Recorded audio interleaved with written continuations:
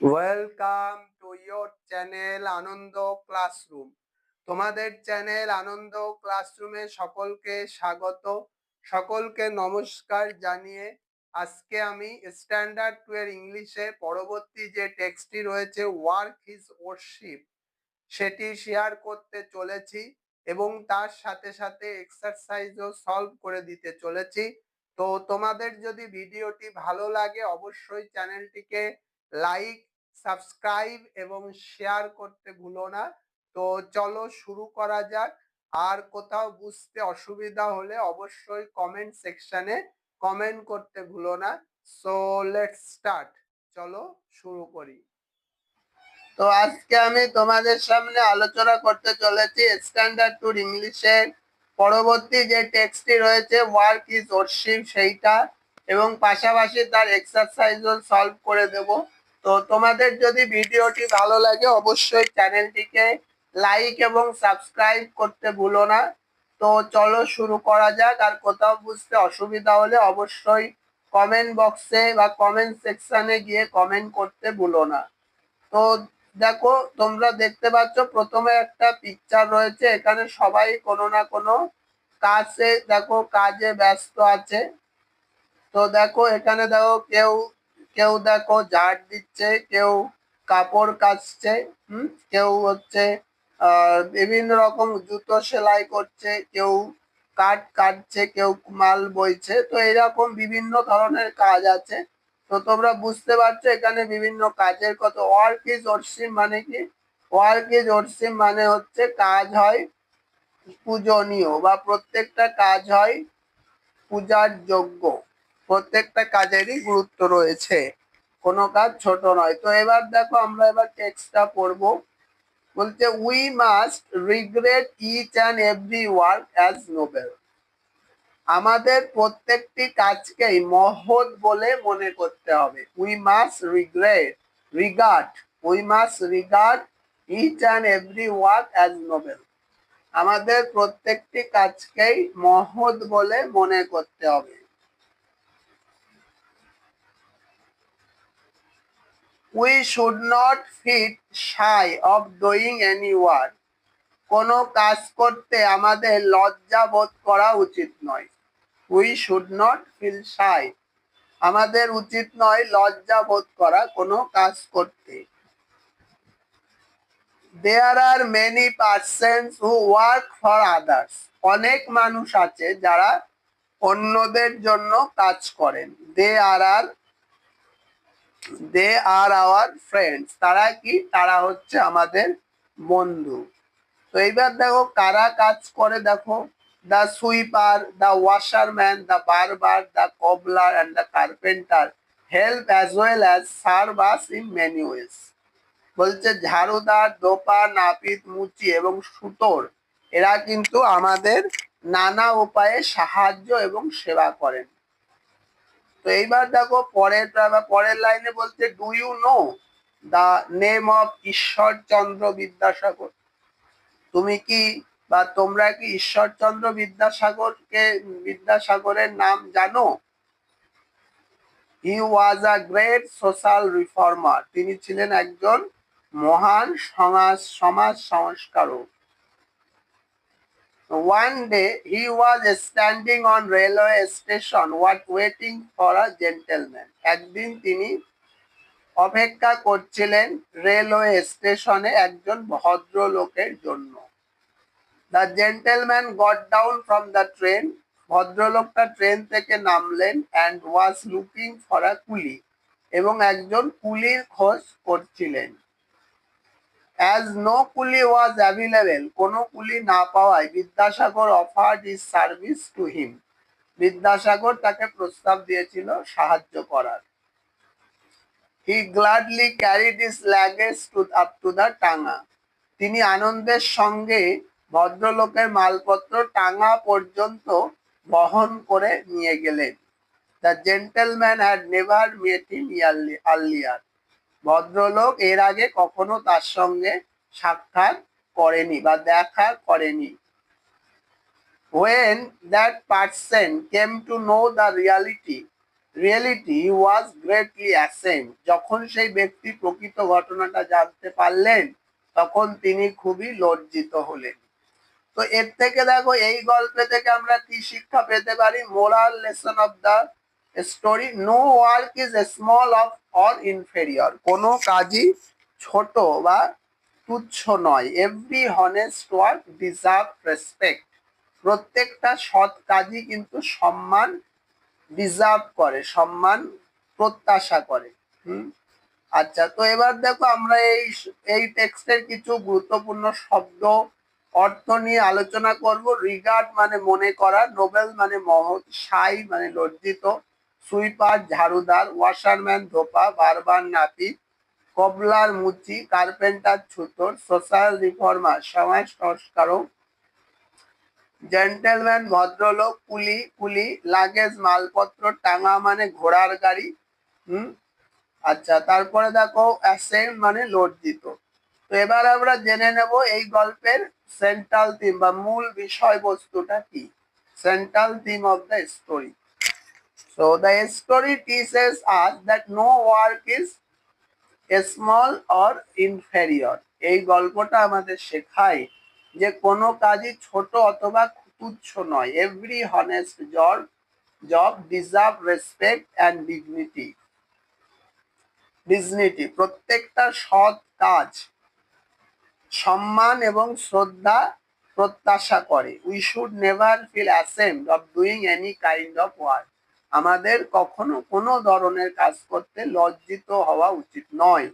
The incident of Ishwarchandra Vidyasagar, Ishwarchandra বিদ্যাসাগরের ঘটনাটা shows his humanity and noble character, যেটা দেখায় তার মানবতা এবং তার যে মহৎ চরিত্র কে দেখায়। Even though he was a great scholar and social reformer, যদিও তিনি একজন বিখ্যাত পণ্ডিত এবং সমাজ সংস্কারক, he did not hesitate to carry stranger luggage when no coolie was available, সে ইতস্তত বোধ করেনি, বলছে স্ট্রেঞ্জার লাগেজ, সেই অপরিচিত মানুষটার ব্যাগ বোঝা বহন করতে যখন কুলি পাওয়া যাচ্ছিল না। তো সো থ্রু দিস এক্সাম্পল, এই উদাহরণের মাধ্যমে দ্য স্টোরি টিচেস আস, এই গল্পটা আমাদের শেখায় to respect all workers and to help others when ever possible. তো এই গল্পের মধ্যে শেখায় যে আমাদের উচিত সমস্ত কর্মীদেরকে সম্মান করা এবং অন্যদেরকে সাহায্য করা যখনই সম্ভব। হ্যাঁ, আচ্ছা, তো এবার দেখো এই গল্পের এক্সারসাইজের যে প্রশ্ন উত্তর আছে সেগুলো নিয়ে আমি আলোচনা করতে চলেছি। তোমাদের কোথাও বুঝতে অসুবিধা হলে অবশ্যই কমেন্ট বক্সে কমেন্ট করে জানাতে ভুলবে না। তো দেখো প্রথমে কি আছে, এক দাগে বলছে অ্যান্সার দ্য কোশ্চেন্স, নিচের প্রশ্নগুলোর উত্তর দাও। তো প্রথমটা কি আছে, একেরে হু ওয়াজ ঈশ্বরচন্দ্র বিদ্যাসাগর, ঈশ্বরচন্দ্র বিদ্যাসাগর কে ছিলেন? Ishwarchandra Vidyasagar was a great social reformer, Ishwarchandra Vidyasagar ছিলেন একজন মহান সমাজ সংস্কারক। Who are the friends of our society, আমাদের সমাজের বন্ধু কারা? The sweeper, the washerman, the barber, the cobbler, the carpenter and other workers are the friends of our society. ঝাড়ুদার, তারপরে হচ্ছে ধোপা, নাপিত, মুচি, ছুতর এবং অন্যান্য কর্মীরা সবাই হচ্ছে আমাদের সমাজের বন্ধু। Why should we respect them, কেন আমাদের তাদের সম্মান করা উচিত? We should respect them because they help and serve us in many ways, আমাদের তাদেরকে সম্মান করা উচিত কারণ তারা আমাদেরকে সাহায্য করে এবং সেবা করে অনেক রকম ভাবে। Do you respect any manual worker, তুমি কি যে কোনো কাজের কর্মচারক যারা ম্যানুয়াল ওয়ার্ক যে কোনো ধরনের কাজকে সম্মান করো? Yes, I do respect all kind of manual work, আমি যে কোনো ধরনের কাজকেই, হাতের কাজকেই সম্মান করি। How did Vidyasagar teach us by his own conduct, Vidyasagar কিভাবে তার আচরণের মাধ্যমে শিখিয়েছিলেন? Vidyasagar taught us that no work is small by carrying a gentleman's luggage when no pulley was available. Vidyasagar আমাদেরকে শিখিয়েছিলেন যে কোনো কাজই ছোট নয়। তো কিভাবে শিখিয়েছিলেন বলছে যে that no work is small by carrying a gentleman luggage, একজন ভদ্রলোকের মালপত্র বা বোঝা বহন করার দ্বারা। আচ্ছা, তো এবার দেখো আমি 2 দাগ নাম্বারে চলে যাচ্ছি। তো 2 দাগ নাম্বারে বলছে কি যে হোয়াট ডিড দে ডু, তারা কি করে। দ্য সুইপার, তো দেখো the sweeper sweeps the road and keep them clean, ঝাড়ুদার কি করে, রাস্তা পরিষ্কার ঝাড় দেয় এবং পরিষ্কার রাখে। দ্য ওয়াশারম্যান, ধোপা কি করে, ওয়াশেস আওয়ার ক্লোথস, আমাদের জামা কাপড় পরিষ্কার করে। দ্য বারবার, নাপিত কি করে, cuts our hair and shaves our beards, আমাদের চুল কাটে এবং দাড়ি কাটে। দ্য ফার্মার, কৃষক কি করে, gross crops and food grains, শস্য বাড়ায় এবং ফুড গ্রেনস এবং খাদ্য শস্য তৈরি করে। হ্যাঁ, ফসল জন্ম দেয় এবং খাদ্য শস্য তৈরি করে। দ্য কবলার, মুচি কি করে, মেক্স অ্যান্ড রিপেয়ার শু, জুতো সারায় এবং তৈরি করে। আচ্ছা, এবার দেখো 3 দাগ নম্বরে চলে আসছি। 3 দাগ নম্বর বলছে টু ভাওয়েল কামিং টুগেদার, একসাথে যে ভাওয়েল গুলো আছে এখানে সেইগুলো তোমাদেরকে লিখতে হবে। তো প্রথমটা কি আছে, ইউ এ, প্রত্যেকটা শব্দ দেখো একসাথে ভাওয়েল গুলোকে এখানে লিখতে হবে বা চিহ্নিত করতে হবে। তারপর একটা আছে ও ইউ, তারপরে A I, next L A, sorry I A, তারপরে next E A, I E এ। আচ্ছা, এবার দেখো 4 দাগ নাম্বার বলছে rearrange the jumble letters to find out adjective. আচ্ছা, এবার দেখো বলছে যে এলোমেলো করে সাজানো গুলো শব্দগুলোকে এলোমেলো শব্দগুলোকে সাজিয়ে লিখতে হবে, অ্যাডজেক্টিভ খুঁজে বের করতে।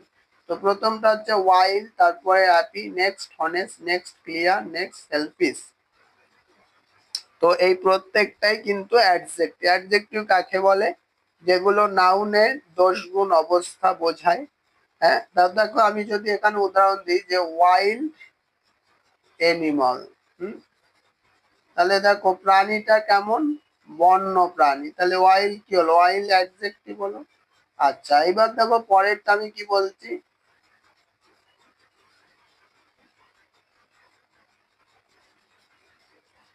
হ্যাপি চাইল্ড, খুশি শিশুরা কেমন, হ্যাপি, তাহলে হ্যাপিটা কি হলো, অ্যাডজেক্টিভ। বা আমি যদি বলি হ্যাপি চাইল্ড না বলতে হি ইজ ভেরি হ্যাপি, এখানে হ্যাপিটা কি হবে, হ্যাপিটা হবে অ্যাডজেক্টিভ।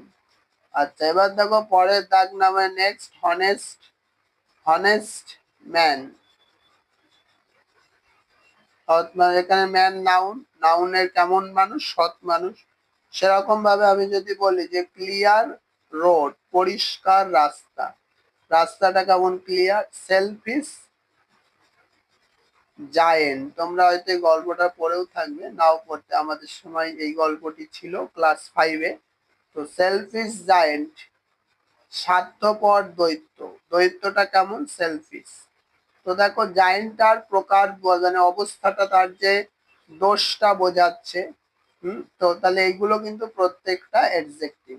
তো এবার দেখো 5 দাগ নাম্বার কি বলছে, complete the word this word with double letters, অর্থাৎ বলছে এখানে কি করতে হবে যে এই শব্দগুলোকে সম্পূর্ণ করতে হবে দুটো লেটারতে। প্রথমত হ্যাপি, দুটো পি, তারপরে তো apple, double P, rabbit, double B, slipper, তো এটা হবে look, L double O K look, তারপর তো বিউ, ডবল টি টি আর, বাটার। আচ্ছা, এবার দেখো 6 দাগে বলছে make proper words with the given letters, এই লেটার গুলো দিয়ে সঠিক শব্দ তৈরি করতে প্রথমটা হবে ওয়ার্ড, তারপরটা হবে ট্রেন, তারপরটা হবে পার্সেন্ট। তো তাহলে দেখো এই হচ্ছে তোমাদের সম্পূর্ণ এক্সারসাইজ। তোমাদের যদি কোথাও বুঝতে অসুবিধা হয় অবশ্যই তোমরা কমেন্ট বক্সে কমেন্ট করে জানাতে ভুলবে না। So that's all for today, আজকের মতো এই পর্যন্ত।